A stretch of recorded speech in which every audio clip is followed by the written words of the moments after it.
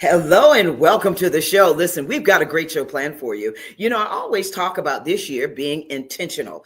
That's what it's all about. It's about what God has purposed you in your life and what he wants you to do. Not what you want to do, but what he wants you to do. But more importantly, being intentional, going after the things that you're thinking about, going after your dreams and living those dreams, bringing them to a reality. So that's what this year is all about being intentional. I told you we have a great show planned for you. This is Black History Month. Of course, I celebrated and we celebrated here on the Tammy Show 365 days of the year. But today, our special guest, phenomenal guest, is none other than Dr. Henry Tisdale, former president of Claflin University, the 8th president of Claflin University, and author of Beyond the Western Wall, Audacious Transformation of a Small Liberal Arts College. So I want you to sit back, relax, and enjoy, because it's coming up next. The Cecil Williams South Carolina Civil Rights Museum is the Palmetto State's first and only museum. It honors a generation of people, black and white, throughout the state of South Carolina who deserve to be remembered for their unselfish commitments and sacrifices. Enjoy an immersive and entertaining virtual tour. For more information, visit www.cecilwilliams.com.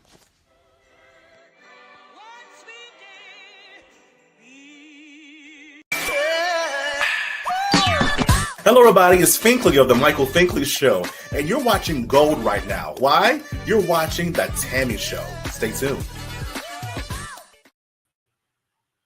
Hello and welcome back to the show. I told you we've got a great show planned for you, and thank you for joining us. Well, let me tell you a little bit about our guest today. He is was a devoted husband to his late wife, the Mrs. Alice Carson Tisdale, First Lady Tisdale. He's a dedicated father to his daughter, Dr. Danica Tisdale, his son, Brandon Tisdale, a loving grandfather to Asa and Anansa. Now, in 1994, he became the 8th president of the prestigious Claflin University and HBCU, Historically Black College and University in Orangeburg, South Carolina, where he also earned his bachelor's degree in mathematics. He received a master's degree from Temple University, and he is the first African American to receive a doctorate in mathematics from Dartmouth. He has received numerous awards, to include the Order of the Palmetto, which is the highest civilian award presented by the governor of South Carolina, and many more. I could go on, but one thing I can say about this extraordinary man is that he is a child of God and he's loved by many, and he is a transformational leader. Come on out, Dr. Henry N. Tisdale. Good evening, and thank you very much, Tammy, for an extraordinary introduction, I must say. And I'm very pleased to be on the Tammy Show. Yes, sir. Thank you so much for being on the show. Dr. Tisdale, you look mighty spiffy there. Look like you're getting ready to go into the office. Well, even though I'm in retirement, I'm always engaged. And each day I rise, each day I enter my period of meditation, connecting with my God. And of course, each day I move forward in that day with a purpose. So this evening, I have a great purpose. Yes, sir. Yes, sir. So I certainly wanted to represent in the right way. Yes, sir. Well, thank you so much, Dr. Tisdale. Dr. Tisdale, I always start the show by asking, and people have asked me, why have you done this so many years? And I ask this one question because I feel it's important for people to understand who you are in your own words. I can give all the accolades and talk about you, but when someone comes up to you and they say, who is Henry Nehemiah Tisdale, what do you say to them, Dr. Tisdale?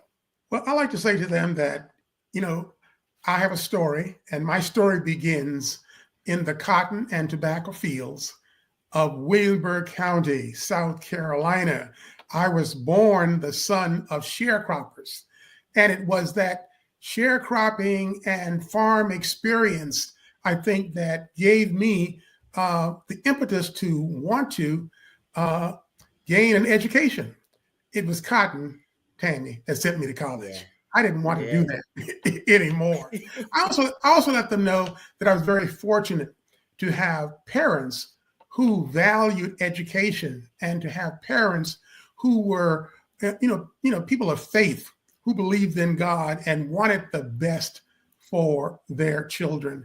I grew up in a community of people who nurtured me, my teachers, my pastor, my principal and all, and people who believed in me and said that, that Henry Tisdale can become somebody great one day. And, I believe that. And it was that humble beginning, if you will, Tammy, that really sent me on to Claflin University. And you talked about earning, the degrees and the like, but not letting my humble beginning define who I was going to be. Not letting the fact that I grew up as the son of sharecroppers define where I would end up. Not letting that stop me from becoming the first African American to earn a PhD from one of the Ivy League institutions, Dartmouth College, from working with some phenomenal mathematicians, by the way, mathematicians who were legends in the field of mathematics and computer science, such as John Kemeny and Thomas Kurtz. These phenomenal mathematicians, by the way, Kemeny was the president of Dartmouth College, and I served as his teaching assistant. But these phenomenal mathematicians really developed the foundation in the world of computing that allowed innovators such as Bill Gates and Steve Jobs bring to the fore the innovations that they did. But, Tammy, I did it all because God was always with me and smiling on me. That is the way that I introduced. Wow. Henry Nehemiah Tisdale. I tell you, Dr. Tisdale, listening to you and I've had time that, always spent time with you and of course, First Lady Alice Carson Tisdale, and just seeing the two of you together and how you created Claflin University over those 25 years. But I want to go back because when you talk about mathematics, what was your inspiration for you to choose mathematics as your major in college? Because I can only imagine calculus, derivatives, this, that, algebra, Well, Tammy, I mentioned that I was fortunate to be born into a family of parents who valued education. Where did the mathematics come from? I've got to give the credit to my mother, a phenomenal woman who at the time had only gone as far as the 8th grade. But when it came to education, she did not compromise at all. And what I learned through my life was that this was a woman that had a phenomenal mathematical mind, not only for mathematics, but for remember anything, rhymes and riddles and puzzles, and you name it. She was a phenomenal woman and unfortunately came along at a time when South Carolina and the world was not ready to take advantage of her phenomenal mind. So I give credit to the fact that I think I inherited some of those mathematical genes from my mother, and later on decided that. But an interesting part of that, Tammy, is the fact that when my parents sent me to college, they didn't send me to college to become a mathematician. They sent me to college to become a medical doctor. We all went to college to become a medical doctor, to come back home and, and serve, the community. But I found out that the love for mathematics was there, that the passion was there, that all those hours that my mother spent with me solving mathematical problems had led me to become a great problem solver. And unfortunately, she also talked to me about making my own decision in life as well. So when I got into college after my freshman year, being a pre-med student, I just decided the passion is mathematics. I know it. I've seen my mother do it. I can do it. And of course, great disappointment to my mother and father, I changed my major to become a mathematics major and a mathematician. Wow. Well, speaking of mathematician and that was your love, what was your biggest dream growing up? What did you dream about? I must be totally honest. Growing up in rural South Carolina, Williamsburg County, it was really a tough life. I, attended, segregated schools. I knew that we were all limited as Black people in terms of what we could do and what we could attain in South Carolina. So honestly, my greatest dream was to be able to leave South Carolina, to pursue opportunities in the world. I just knew it was a bigger world out there than in South Carolina. So in the back of my mind, everything I did was about how does this help me to get out of South Carolina to a place where I can pursue opportunities and dreams. Wow. And when you left South Carolina after graduating from Claflin University, you went to Temple. And then from Temple, you did your doctorate and earned your doctorate at Dartmouth. So my question is, being the first African-American graduate in the doctoral program at Dartmouth College, what was that experience like? Well, I must tell you that I must admit, it wasn't my plan to attend Dartmouth. I mean, it was my plan to earn the PhD in mathematics, but I had several other schools that I wanted to attend. Some of the top schools in the country, and of course, I applied to those institutions and was accepted and got fellowships. I did not plan to attend Dartmouth. One of my colleagues came forward and said, "You've applied to all of these schools. What about Dartmouth College?" Wow. And I said, "Dartmouth College? Why would I? Why would I want to go to an institution in Hanover, New Hampshire, where it's cold all the time and there are no Black people?" Yes, sir. So it was really responding, if you will, to a dare. He said, "Well, great mathematicians there, great program. I dare you." Because I didn't have an Ivy League school on my list. I had Michigan and I had, University of Illinois, and at a lot of schools on my list. He said, "I dare you," and it was a dare, and I applied, and I applied, and yes, I was awarded a fellowship to become a Dartmouth Fellow. And Tammy, I received a telephone call from one of the professors at Dartmouth that said, "We want you to come to Dartmouth College. We see what your interests, where your interests lie. We have researchers. I'm there. The president is in that area of research as well, which is probability theory, optimization theory. We want you at Dartmouth." To my surprise, Tammy, I declined all those other fellowships and accepted the Dartmouth one. Wow. But it was true when I got there. There were no Black people. you were it right now. You were it right now. I was the only, not just in mathematics, I was the only Black student in the graduate school at Dartmouth when I got there. And yes, it was cold. And yes, there were some professors at Dartmouth who didn't receive the memo. They didn't receive the memo that a Black PhD student was coming. So when I walked into the class, into some of the classrooms, I would get that expression as to, wait a minute, are you here to pick up the, pick up the mail, the trash, whatever? Yeah, but, right. But I would also say that, in spite of those little surprises along the way, I got great support.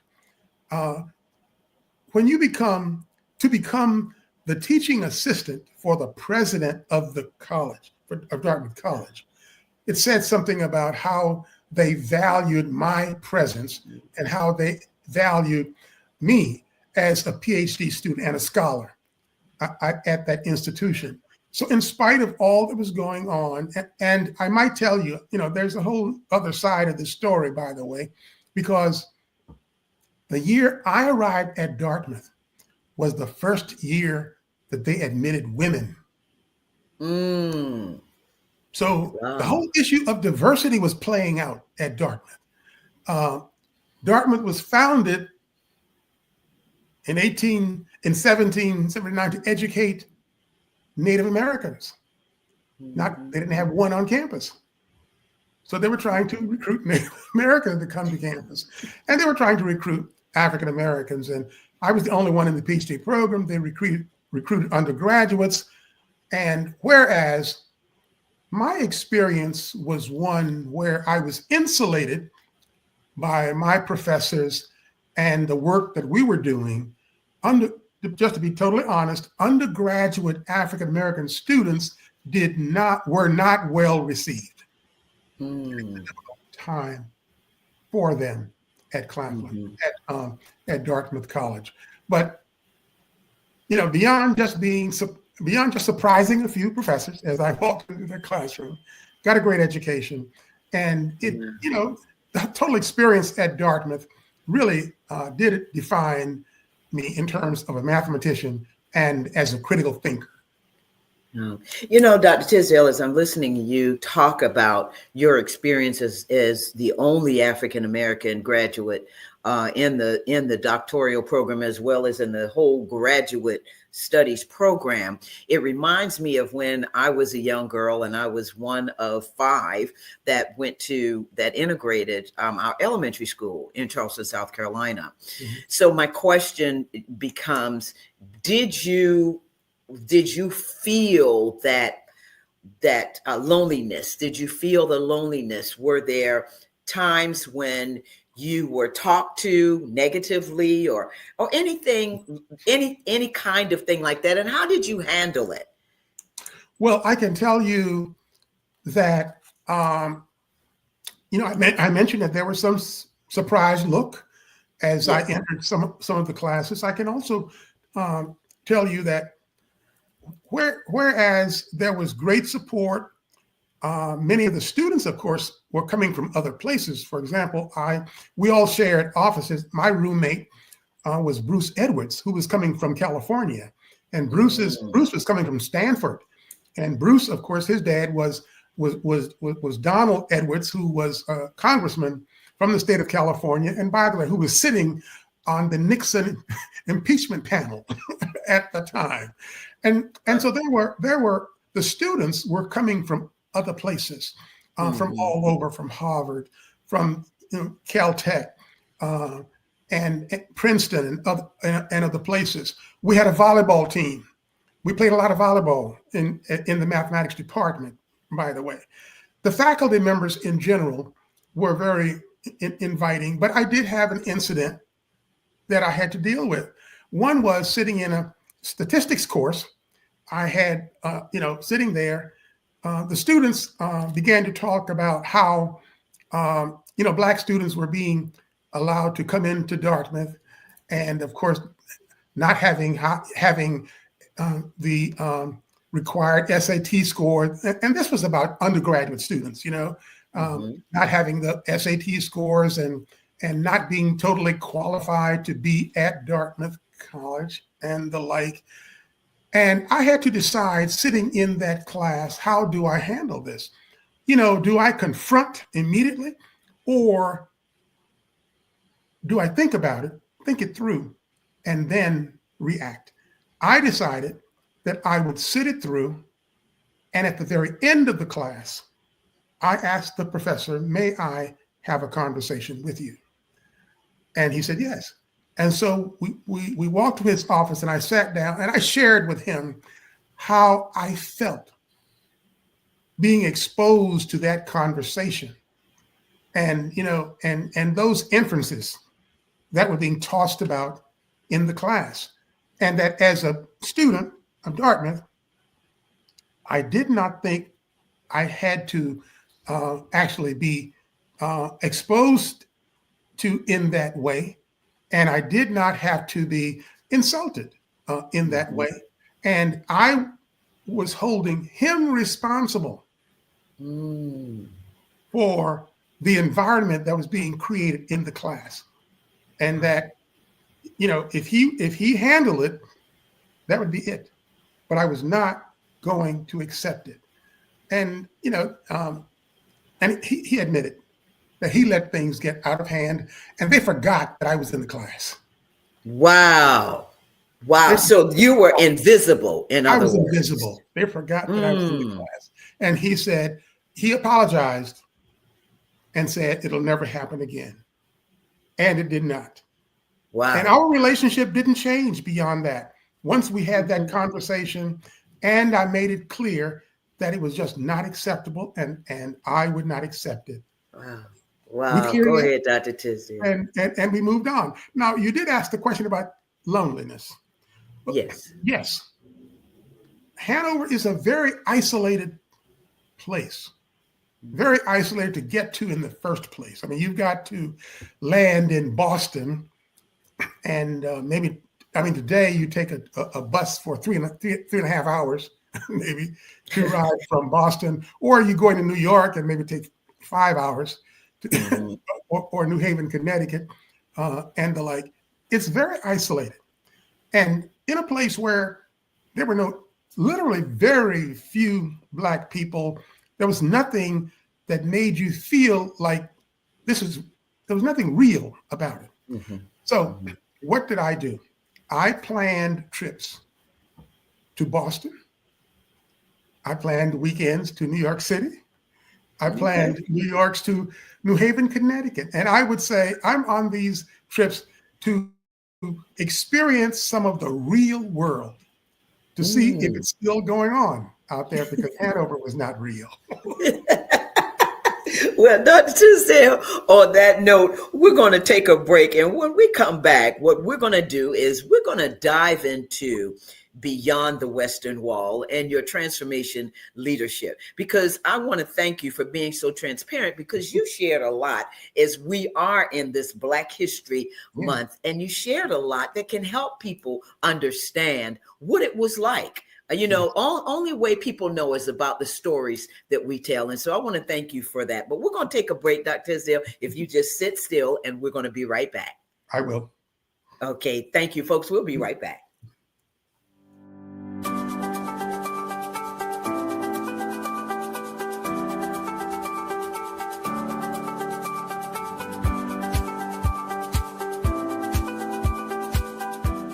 The Orangeburg County Conference Center supports downtown Orangeburg and our surrounding communities. The 6,000 plus square foot space is ideal for groups of up to 400 people attending corporate meetings, conventions, workshops, and special events. Conference Center staff are inspired to ensure that everyone can enjoy the modern amenities. State-of-the-art ballroom that accommodates up to 400 guests banquet style and 430 guests theater style. A warming kitchen with hot boxes, ice machine, refrigerator, freezer, and counter space. A lobby that accommodates 150 guests with special events outdoors. The comfortable outdoor amphitheater has a video wall and seating. Adjacent to the amphitheater is 12,000 plus square feet of green space that extends events outside, plus complimentary on-site event parking and additional parking across the street. Your event can take place all in one spectacular location. We welcome your special event in Orangeburg.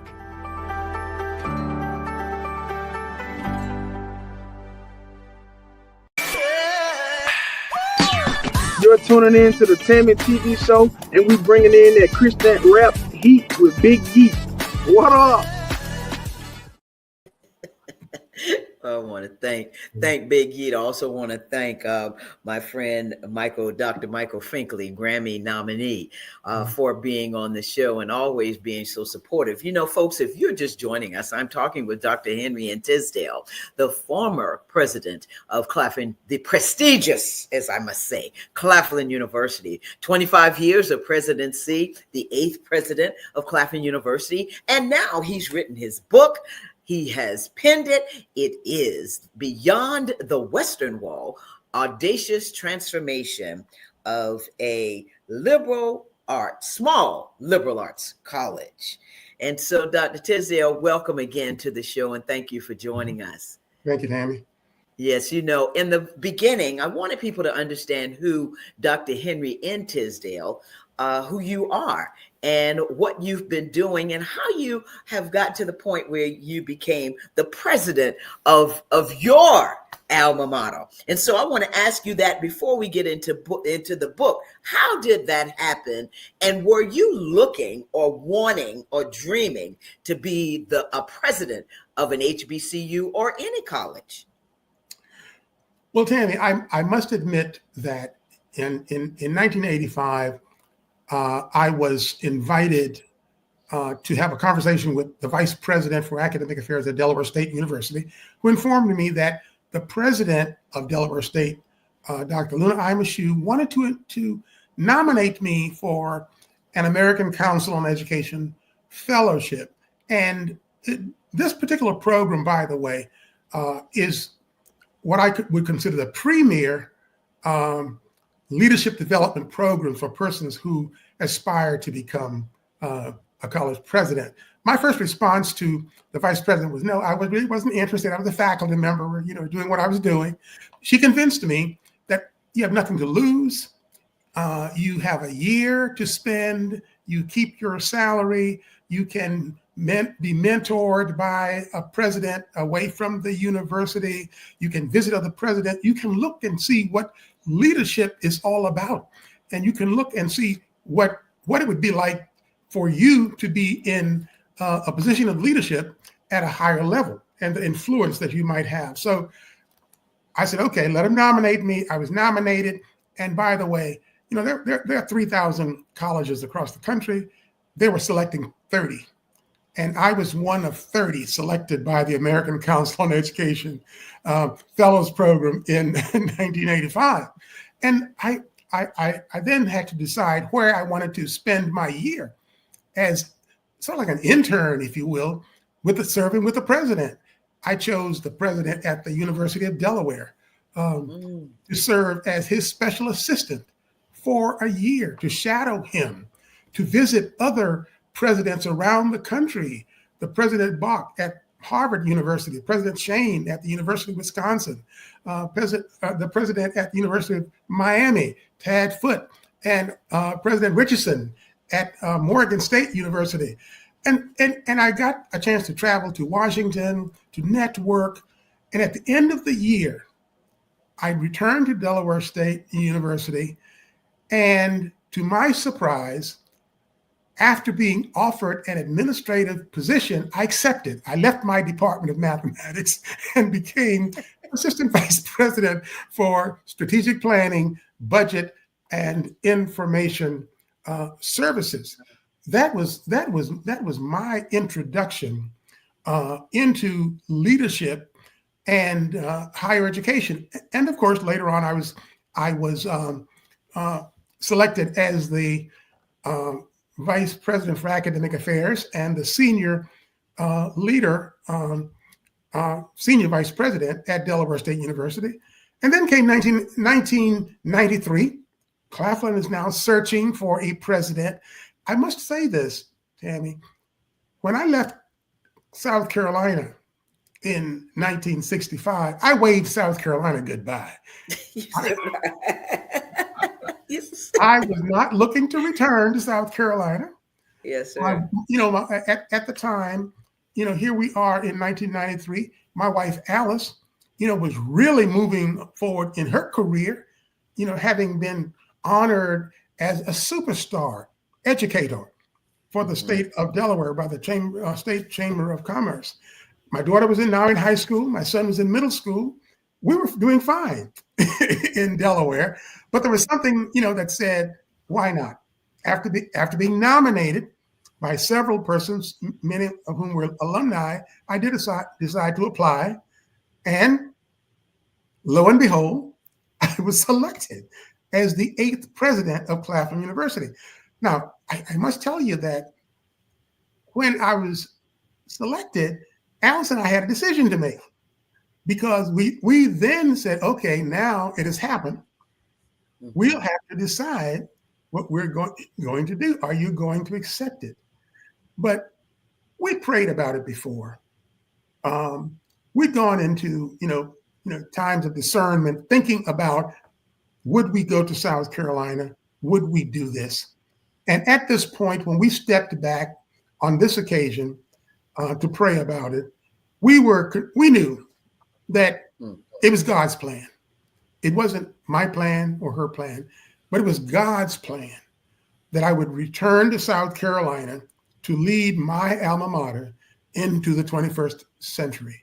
So knowing that we were following God's plan and God's guidance, we were all aboard in terms of coming to Claflin University to begin the presidency, and to begin it with a purpose of changing Claflin, repositioning Claflin, creating an institution to be recognized as one of the premier liberal arts institutions in the southeastern region of the United States.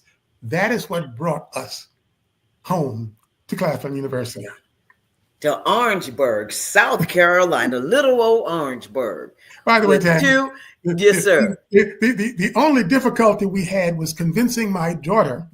I was going to say. Who said to us, Orangeburg, South Carolina, we're going to. Why would anyone in his right mind want to go to Orangeburg, a town that doesn't even have a shopping mall? And by the way, I can see Danica saying that, being the Miss Georgia, and all, and especially Mrs. Tisdale, with the way they dress and love to shop and always looking fine. So I can get that. I get that. Yes, sir. But when you came to Claflin University, you had the opportunity, as you said, to change it, to make it the premier college in the Southeast, and more importantly, South Carolina. And when you talk about, so as we're moving, and I want to progress into the meaning of the Western Wall, because you wrote the book and it's all about your transformational leadership. What is the meaning of Beyond the Western Wall? Well, when I was a student at Claflin University, by the way, I recognized that there was this wall that ran along Magnolia Street, now was College Avenue, almost the length of the campus, as you will. And how in the 1960s, by the way, the wall had its meaning. The wall protected us. We did almost everything in the 60s. This was the days of the civil rights, the height of the civil rights movement. We felt safe behind the Western Wall. We didn't do parades and things out in the streets. We did all of our homecoming activities and the like behind the Western Wall. But I realized that when I returned to Claflin, that it was a time for change. It was a time when Claflin needed to be known and recognized for its greatness beyond that Western Wall. That we needed to begin to plan to transform Claflin in such a way that it would become recognized not just in Orangeburg and not just behind the Western Wall, but it would become recognized throughout the Southeast and the nation as one of the premier liberal arts institutions. So the name Beyond the Western Wall reminds us that all of our work and all of our efforts was about moving Claflin, transforming her, and making her competitive, making her students competitive, making the faculty competitive, making her known beyond the Western Wall throughout the country and indeed the world. Wow. You know, Dr. Tisdale, as I'm listening to you, and this is the first time that you and I have really had this type of conversation. I mean, we've talked Yes. about you and growing up and things like that, but and from King Street, by the way, McCartry's from King Street. Okay, so we Right. think we might be related, but Right. anyway, you know, just having this conversation with you and learning about the 25 years that you and First Lady Alice Carson Tisdale that you all did when you came. I mean, to look at Claflin now and to see the transformation of how your transformative leadership has broadened Claflin, and now with the new president and all of that, but just what you did. So I want you to talk about transformation leadership and what that means, because you talk about, some people say what transformation leadership is, but you have your own definition about transformational leadership. Yeah. One thing that, the book is about helping others to understand a very unique strategy of change. And of course, we did it at Claflin University, a small liberal arts institution, my alma mater, one of America's best colleges. That's where we did it. But transformational visioning and leadership is a strategy that we used. And the book was written to share this strategy and the success that occurred from using this strategy and results that we got. So I use the book to define it, and I like for people to understand that when we think of transformation, it's a type of change. Mm-hmm. And of course, everyone talks about change, and there are different types of changes. I mean, you can think of just incremental change. I mean, you can change something by just painting it. You can change it by just making a little bit better, just improving it, new and improved. Transformational change is a totally different kind of change. Visioning, when people think of visioning, they think, well, it's just a matter of, looking ahead. But transformational vision, and I define it, and I try to help everyone to understand that a transformational vision, and I try to help them to understand this in the book, that a transformational vision is an idea and a plan which creates the future with very specific and bold promises. Promises like, we're going to make this institution one of the premier liberal arts institutions. You make bold promises about doing something new. And then, of course, you don't just make those promises, because if you just simply have a vision without action, some folks call that hallucination. Okay. Right. So you've got to invent ways, a plan, a strategic plan to bring it about with full integrity. So it's creating something new. It's having a plan, and it's having integrity. When I think of leaders, I think of one leader in particular that I like to lift up in terms of being a transformational visionary leader. And that leader was President John F. Kennedy. Remember when he said, yes, we are going to send a man to the moon and bring that person back safely. And we're going to do it in the 60s. That's a transformational vision. Yeah. That moves things, that changes things. Remember, in the 60s, I mean, you may not remember, but I remember that Russia had already sent up its Sputnik. Okay. Yes. The United States needed to respond. So Kennedy came up with this vision, transformational vision. It was a strategy to change how we thought about the United States. It was a challenging strategy. Now, this is important. It was a challenging strategy that he brought forth.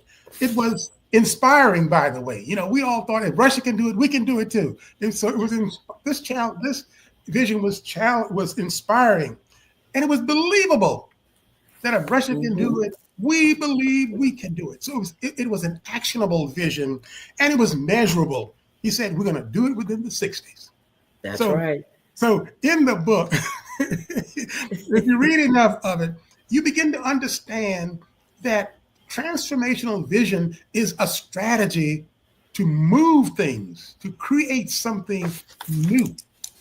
And that's the strategy that we use at Claflin to bring about impactful change. Wow. And all people have to do is read the book. My favorite part of the book is learning about your history, your family history. Yeah. But my other favorite part of the book is seeing the pictures, the transformation of the college, and all of the pictures that you have in your gallery. And learning the people that are there, and all, when you look and you see Hillary Clinton, Bill Clinton, Obama, President Obama, First Lady Michelle Obama. I'm just naming those because those are familiar to some of the younger people. But when you see some of all of the pictures, how you transformed Claflin into what it is today. And moving forward, you really got Claflin. You prepared Claflin for the future. You prepared Claflin to be ready for all of the things that had happened, to be, in terms of the COVID and all of that. Tisdale, I mean, the computers, everything that you did really prepared Claflin for the next steps. And yes, sir.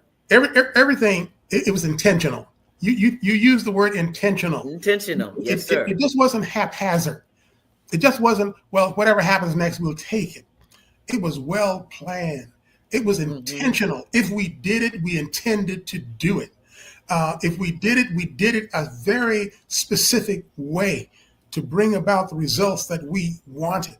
And when you looked at some of the images in our gallery and the like, you mentioned a number of people. We brought visionary leaders to our campus to help move us all. Ambassador Andrew Young, oh yes, who was a regular visit. Of course, he was visiting his grandson, who was attending Claflin University, and other leaders and the like. All of that was intentional. All of that was to get the name of Claflin out there. All of that was to inspire others to come join us at Claflin University. All of that was to get well known, so $1 more might say, I know what Claflin's all about.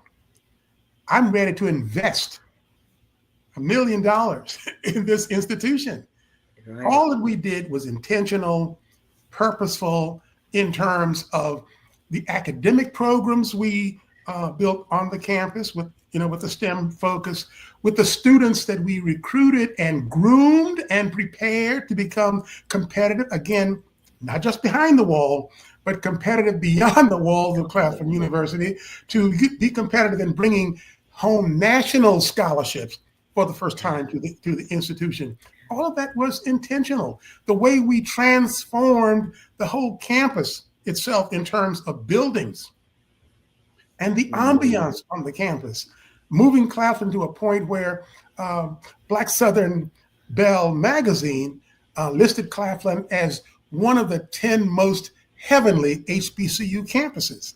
All of that was intentional. In every segment, everything we did was purposeful. Even athletics, moving athletics from where we were into NCAA and the CIAA was positioning her in such a way that when people talked about, who are the top HBCUs? Well, we had a record. U.S. News and World Report affirmed it, that Claflin University was one of the top 10 HBCUs in the country. That's right. When people talked about, who are the top national liberal arts institutions? We had national publications. We're saying Claflin University is a top tier national liberal arts institution. All of it, Tammy, was intentional to move us to that point, to reposition us, to create something new and different.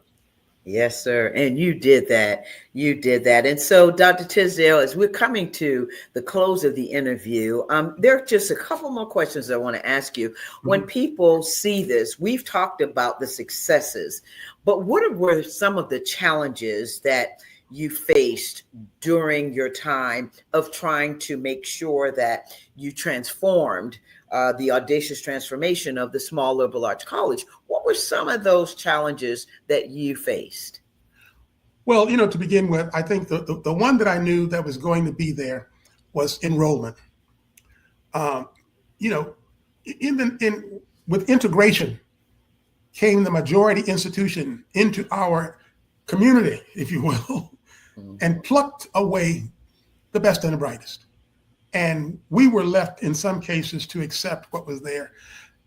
It was challenging to come and to say, we will not accept that. That if we're going to change the institution, that we're going to have to create strategies that will make Claflin competitive in recruiting our fair share of the best and brightest students. And we created some strategies. We decided to focus on the STEM disciplines, and we decided to create an honors college, a college within the university, if you will. All of those were strategies to help us in recruiting some of the best and brightest students. We also had to deal with, during my time, let's say the 2008, I think it was the 2008, the Great Recession. Recession, yes. A recession, a time when we were caught in the middle of a fundraising campaign. When we almost had to make a decision, do we stop this campaign? Our donors are struggling because of the recession. What do we do? That was a mighty challenge. But we didn't stop the campaign, by the way. We found strategies and we redesigned the campaign to bring about success, raising over $105 million during a very stressful time. We also had challenges of something that was called a Parent Plus. And this was a loan program that had been put in place so that parents could borrow money to support their children in school. Well, the Department of Education, without announcing to anyone, to parents, students, or even to institutions, changed the criteria for qualifying. And many of our students, many minority students and students at historically Black colleges were left in the cold because parents no longer could get the money to send their students to college. We then had to come up with strategies of how do we continue to support students to come. We did. Those were very challenging times that we had to deal with, and yet keep the momentum, because remember now, our vision and our momentum was about creating one of the premier liberal arts institutions. We promised we were going to do it. So in spite of these challenges, we kept moving forward. Right. And you kept moving forward. So Dr. Tisdale, that leads me to this question. What legacy do you want to leave? And what do you want people to remember about you? Well, I want people to remember that I came as an agent of change to Claflin University. A change not for my own purpose, but for the purpose of ensuring access to young people who were coming from places, the type of place I came from a Williamsburg County, from poor rural areas. A change agent creating access and success for those who are marginalized. That's how I want to be remembered. An agent of change, but a change for the purpose of helping others who may be less fortunate. Yeah, Dr. Tisdale, I tell you what, this has been a transformative talk for me as well. Just hearing you and learning more about what you have done. But, I've read the book. And so people have asked, what's the secret sauce? I can tell folks right now, you need to get beyond the Western Wall. Yes. That's how you're going to learn the secret to Claflin University. Everybody says, how did Claflin do this? How did Claflin do that? We always used to hear that, Dr. Tisdale. Yes. Yes. How did Claflin do this? What's the secret? Well, it's not a secret anymore. It's in Dr. Tisdale's book, and I'm hoping that people will go ahead and purchase the book. Dr. Tisdale, what would your final words that you'd like to say, and what you'd like viewers to glean from this interview? Well, what I would like to say is this: that there was a purpose for writing the book. And yes, we want people to read the book, but I want them to understand why the book was written in the first place. The book was written so that we could share more readily. People ask questions. You said that. Well, what is Claflin doing? How did they do it? The book was written so that we could share more readily the Claflin success stories, how we repositioned an institution that was, yes, struggling to survive to a point where it is now thriving. The book was written so that other small liberal arts institutions, historically Black colleges included, could read it and possibly develop a strategy or adopt this strategy that we use to reposition their institution. Telling the Claflin success story for the purpose of helping others, and also telling the Claflin success story for the purpose of moving Claflin University beyond the Western Wall. Yes, sir.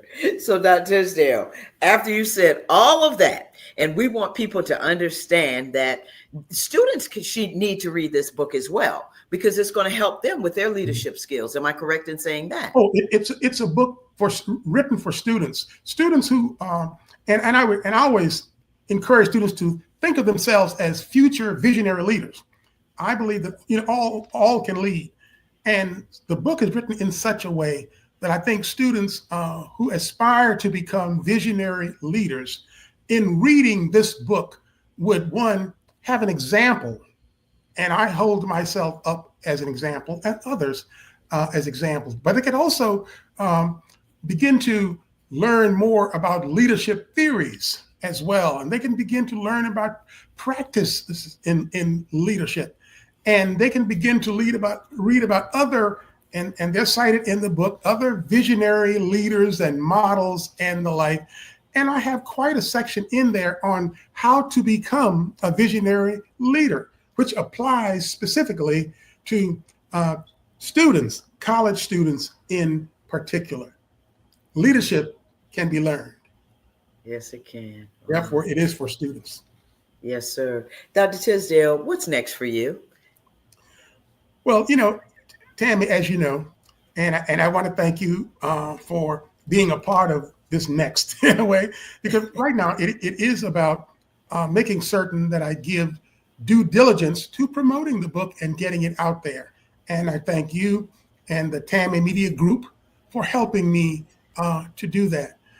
Yes. I believe that continuing to tell the Claflin success story through this book is one of the things that I will do. But I'm also very much engaged in reaching out and helping aspiring leaders, future leaders, in terms of mentoring and coaching. At the present time, I'm coaching a new college president, and I expect to continue to do that.